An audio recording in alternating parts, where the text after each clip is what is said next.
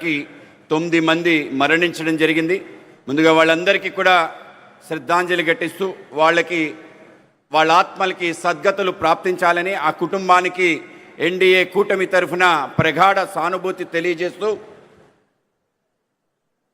12 సంవత్సరాల నరేంద్ర మోడీ గారి పరిపాలన, 2 సంవత్సరాల చంద్రబాబు నాయుడు గారి నేతృత్వంలో ఆంధ్రప్రదేశ్లో పరిపాలన ఏం సాధించింది అనే ఒక ఆలోచన మనందరం కూడా ఇక్కడికి రావటం, ఆ యొక్క అంశాలు ఏమిటి, నిజంగానే ఈ యొక్క 2 సంవత్సరాల్లో అంత అద్భుతం జరిగిందా? నిజంగానే మీ అందరికీ చెప్తున్నాను, మనందరం కూడా నమ్మశక్యం కాని అభివృద్ధి మన ప్రాంతంలో జరిగింది. ప్రపంచం అంతా, కేవలం దేశం కాదు, ప్రపంచంలో ఎక్కడా లేని విధంగా మన ప్రాంతానికి పెట్టుబడులు వచ్చాయి. ఒక్కొక్కసారి ఒక్కొక్క విషయాన్ని ఆలోచన చేస్తే అవి నిజంగా జరిగాయా అని ఆలోచన చేయడానికి కూడా దూరంగా ఉండే విషయాలు జరిగాయనే విషయం మనందరం తప్పనిసరిగా తెలుసుకోవాలి. ఏ రాష్ట్రంలో జరగని విధంగా 2 సంవత్సరాల్లో 14 లక్షల కోట్ల రూపాయలు మన ప్రాంతానికి పెట్టుబడులు రావటం ఏదైతుందో నిజంగానే నమ్మశక్యని విషయం. ప్రపంచంలో అతిపెద్ద కంపెనీగా ముందుకెళ్తూ ఆ దేశంలో కాకుండా ఇంకొక దేశంలో అత్యధిక పెట్టుబడులు పెట్టిన గూగుల్ సంస్థ, కేవలం గూగులే కాదు, ఏ మల్టీనేషనల్ కంపెనీ కూడా ఇంకొక చోట పెట్టని పెట్టుబడి మన రాష్ట్రంలో, అది విశాఖపట్నంలో పెట్టడం నమ్మశక్యమా అని అడుగుతున్నాను. కేవలం అదే కాదు, ప్రపంచంలో ఉండే number 1, number 2 steel plant Arsenal, అలాగే నిపాన్ స్టీల్, వాళ్ళ 2 కంపెనీలు జాయింట్ వెంచర్ అయి వాళ్ళ యొక్క అత్యధిక పెట్టుబడి సుమారు 1,00,000 కోట్ల రూపాయలు పెట్టుబడి కలిగిన ఒక 10 million metric ton steel plant మన ప్రాంతంలో పెట్టడం నమ్మశక్య విషయం అని నేను అడుగుతున్నాను. కేవలం ఇదే కాదు, దేశంలోనూ ప్రపంచంలోనూ అందరికీ ఆదర్శంగా ఉండి రెన్యూబుల్ ఎనర్జీస్కి క్యాపిటల్గా మన ప్రాంతం మారబోతుంది. దానికి సంబంధించిన గ్రీన్ హైడ్రోజన్ ప్రాజెక్ట్ సుమారు 2 లక్షల కోట్ల రూపాయలతో మన ప్రాంతంలో పెట్టుబడులు పెట్టి రాబో కాలంలో ఏవైతే మనం ఇవాళ క్రూడ్ ఆయిల్, మిగతా ఎనర్జీ సోర్సెస్ మీద డిపెండ్ అవుతుంది, దాని నుంచి దూరం కాగలిగే పరిస్థితి మన ప్రాంతం నుంచి వచ్చిందనే విషయం నమ్మశక్యమా కాదా అని అడుగుతున్నాను. కేవలం అదే కాదు, మన ప్రాంతంలో దేశానికి సంబంధించిన రక్షణ, భద్రత సంబంధించి అనేక రకాల విషయాలు, ఎస్సీఎం లాంటి పెద్ద కంపెనీలు, ఏరోనాటికల్ సంబంధించిన ఫైటర్ జెట్ ప్లాంట్స్, అలాగే దేశ రక్షణ సంబంధించిన మిసైల్స్, అనేక రకాల ఎమ్యునేషన్ మన ప్రాంతాల నుంచి తయారవుతుందనే విషయం మనం నమ్మశక్యమని అడుగుతున్నాను. ఇటువంటి అనేక రకాల నమ్మశక్యం కాని అంశాలన్నీ కూడా గత 2 సంవత్సరాల్లో మన ప్రాంతం నుంచి జరిగిందనే విషయం మనందరం కూడా మన కళ్ళతో చూస్తున్నాం.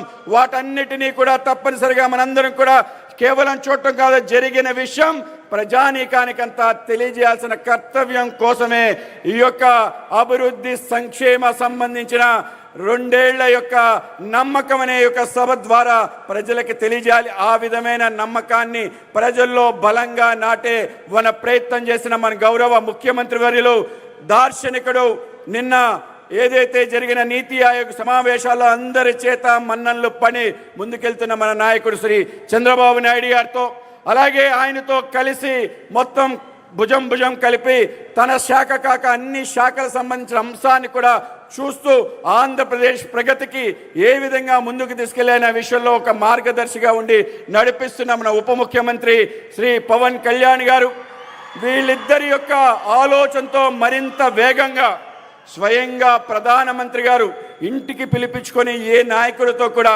ఏ ముఖ్యమంత్రితో కూడా ఇంతసేపు గడపలేదు.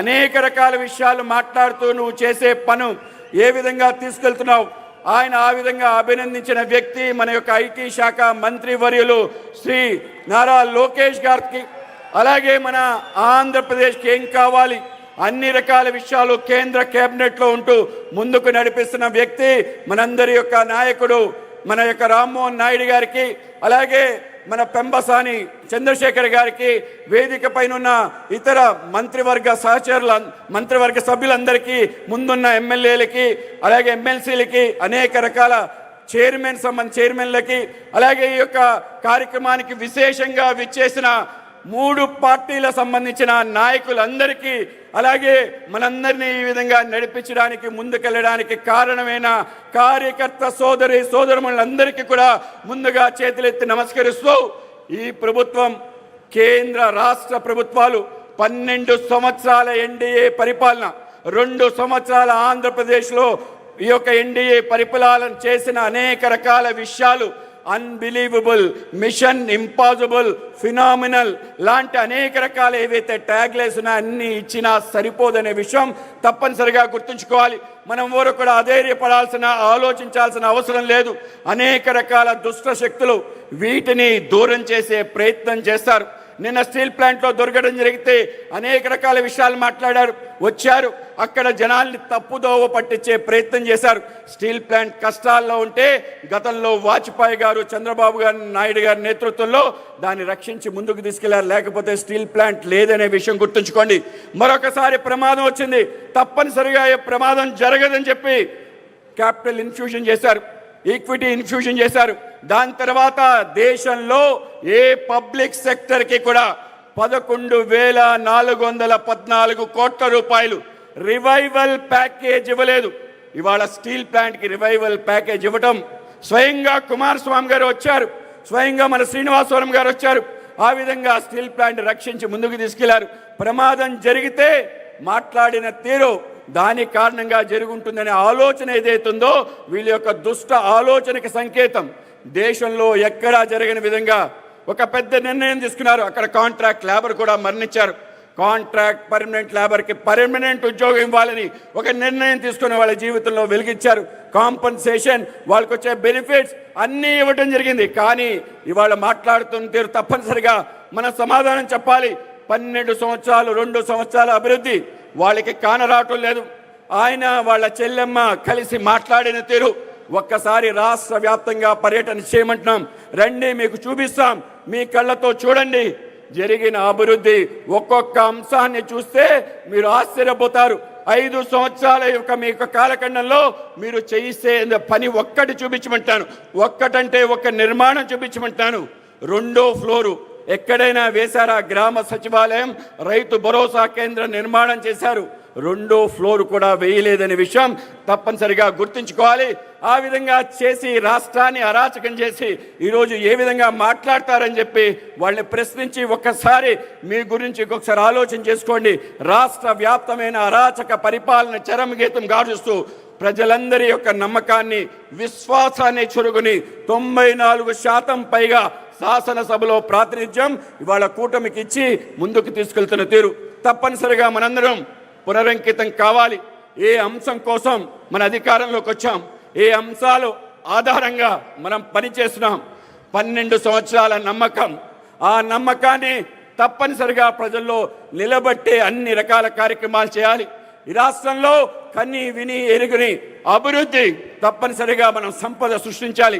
ముఖ్యమంత్రి గారు చెప్పారు, అధికారంలోకి వచ్చిన తర్వాత సంక్షేమ కార్యక్రమాలు సంపద సృష్టించబడుతుంది. 1 సంవత్సరంలో తప్పనిసరిగా ఈ యొక్క 14 లక్షల కోట్ల రూపాయలు వాస్తవ రూపం దాలుస్తున్నాయి. ఏది పేపర్ మీద లేదు, గ్రౌండ్ పైన ఉన్నాయి, అన్నీ నిర్మాణం అవుతున్నాయి. తప్పనిసరిగా వీటి ద్వారా అనేక రకాల సౌకర్యాలు, సంపద తప్పనిసరిగా సృష్టించబడుతుంది.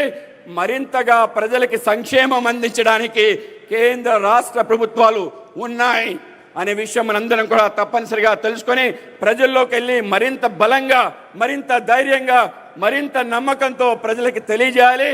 ఏ రాష్ట్రంలో జరిగినంత అభివృద్ధి మన ప్రాంతంలో జరిగింది. ప్రతి గ్రామం, ప్రతి గడప అన్ని రకాల సౌకర్యాలు కలిగాయి. ఇవాళ తప్పనిసరిగా మనం గడపకి వెళ్ళి వాళ్ళ యొక్క డోర్ని కొట్టి మీ ఇంటికి నరేంద్ర మోడీ గారు వచ్చారు, మీ ఇంటికి చంద్రబాబు నాయుడు గారు వచ్చారు. తప్పనిసరిగా వాళ్ళకి చూపించే బాధ్యత మనందరం తీసుకోవాలి. ఏ విధంగా వచ్చారు? అనేక రకాల సంక్షేమ కార్యక్రమాల రూపంలో వచ్చారు. సూపర్ సిక్స్ రూపంలో వచ్చారు, నరేంద్ర మోడీ గారు గ్యాస్ రూపంలో వచ్చారు, టాయిలెట్ రూపంలో వచ్చారు, ఎల్ఈడి లైట్ రూపంలో వచ్చారు, ప్రతి ఇంటికి Jal Jeevan machine tap connection రూపంలో వచ్చారు. అన్ని రకాల రూపంలో మీ ఇంటికి వచ్చి మీ రక్షణ భద్రత, మీ అందరికీ ఉచిత రైస్, అన్ని రకాల విషయాలు మీ ఇంటికి వచ్చారు, గమనించండి అని చెప్పాలి. ఆ విధంగా మనం ముందుకు తీసుకెళ్లాలని చెప్పి అటువంటి గురుతర బాధ్యత మనందరం స్వీకరించాలని దేశ రాష్ట్ర ప్రజలందరం కూడా తప్పనిసరిగా ఒక డబుల్ ఇంజిన్ సర్కార్, మొన్న అశ్విని వైష్ణవ్ గారు వచ్చి అనేక ప్రాజెక్ట్స్ స్టార్ట్ అవుతున్నాయి. అమరావతి నుంచి డబుల్ ఇంజిన్ సర్కార్, ఏదైతే బుల్లెట్ ట్రైన్ 7 సంవత్సరాల్లో సాకారం కాబోతుందన్నారు. నేను చెప్తున్నాను, 2 సంవత్సరాల క్రితమే వచ్చింది. చంద్రబాబు నాయుడు గారు, పవన్ కళ్యాణ్ గారు, నరేంద్ర మోడీ గారి నేతృత్వంలో ఆంధ్రప్రదేశ్లో బుల్లెట్ ట్రైన్ వచ్చింది, శరవేగంగా కొనసాగుతుంది. మనందరం కూడా దానికి మద్దతు ఇవ్వాలని తెలియజేస్తూ నరేంద్ర మోడీ గారి పిలుపు ఏంటంటే సబ్కా సాత్ సబ్కా వికాస్, అందరితో అందరి వికాసం, అలాగే అందరి విశ్వాసం, సబ్కా విశ్వాస్, చివరికి సబ్కా ప్రయాస్, మనందరి యొక్క ప్రయత్నం కూడా దాంట్లో ఉండాలి. ఆ విధంగా మనందరం కలిసి ముందుకెళ్ళాలి. దేశం ఎవరు కూడా ఆలోచన చేయని విధంగా మన అభివృద్ధి జరగాలి. దానికి మనందరం కలిసి సహకరించాలని తెలియజేస్తూ ఈ అవకాశం ఇచ్చిన పెద్దలందరికీ ధన్యవాదాలు తెలియజేస్తూ భారత్ మాతాకి, భారత్ మాతాకి జై తెలుగు తల్లి. ధన్యవాదాలు మాధవ్ గారు. ఉదయించే సూర్యుడిలా ఆశలను నింపుతూ, ఉప్పొంగే నదిలా అభివృద్ధిని ప్రవహింపచేస్తూ, యువత గుండెల్లో విశ్వాసాన్ని వెలిగిస్తూ, నవ్యాంధ్ర నిర్మాణంలో ముందుండే నాయకుడు, రాష్ట్ర ఐటీ శాఖ మార్చిలు నారా